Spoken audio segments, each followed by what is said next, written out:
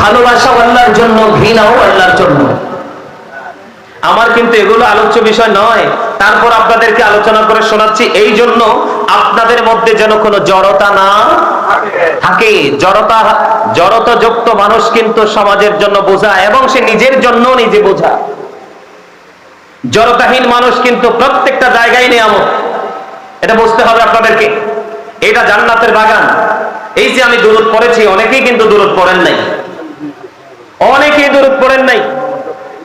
জুম্মার দিনে কেউ যদি রাসূলকে ভালোবেসে মাত্র 80 বার দুরূদ পড়ে, আমার রাসূল জানিয়ে দিয়েছেন আমার আল্লাহ খুশি হয়ে তার 80 বছরের সগীরা গুনাহ মাফ করে দেয়।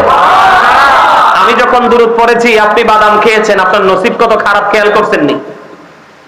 কি ও চাচা, বাদাম খাওয়ার জায়গা তো এটা না রে ভাই। বাসায় ফ্যামিলি মেম্বার সবাই আছে, যা সবাই কিনে বাদাম খান, এটা অনেক মজা। তো এখানে এসে যদি বাদাম খান, তাহলে খাবেন না কোথায়? বন্ধুরে আমার, দাইলামি শরীফের মধ্যে এসেছে হাদিস খানা। হাদিসের নবী হলেন হযরত আনাস রাদিয়াল্লাহু তাআলা আনহু। আমার নবী, আপনার নবী তো জাহানের বাদশা নবী, রাহমাতাল লিল আলামিন নবী। তিনি জানিয়ে দিয়েছেন কেউ যদি মদিনার নবীর সাথে প্রেমের জুড়ি লাগাইয়া প্রতিদিন যদি মাত্র 1000 বার দরুদ পড়তে পারে, আমার আপনার প্রাণের রাসূল তিনি বলে দিয়েছে, সে যদি প্রতিদিন 1000 বার যদি দরুদ পড়তে পারে, সে জান্নাত না দেখা পর্যন্ত তার মরণ হবে না।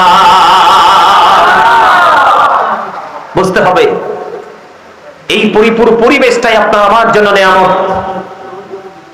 40 জন যদি একত্রিত হয়, তাহলে এর মধ্যে একজন থাকে আল্লাহর মাহবুব বান্দা। এই একজনের উসিলায় কিন্তু আল্লাহ সবাইকে কবুল করে নেয়। আপনার আমার মধ্যে সেই খেয়াল থাকতে হবে, সেই প্রত্যাশা থাকতে হবে। কারণ এখন আমাদের মধ্যে সেই প্রত্যাশা, সেই খেয়াল, সেই ধ্যান ধারণা না থাকার কারণ আছে। সেটার কারণ হলো কি জানেন? এদিক তাকান, এদিকে তাকান, আমি কি বলি আমার কথা শোনেন। এই দিকে না থাকার কারণ কি জানেন? মোবাইল। কি আপনার আমার পরিপূর্ণ এবং পূর্ণাঙ্গ জীবন ব্যবস্থা রয়েছে কোথায়? ইসলামে। কোথায়?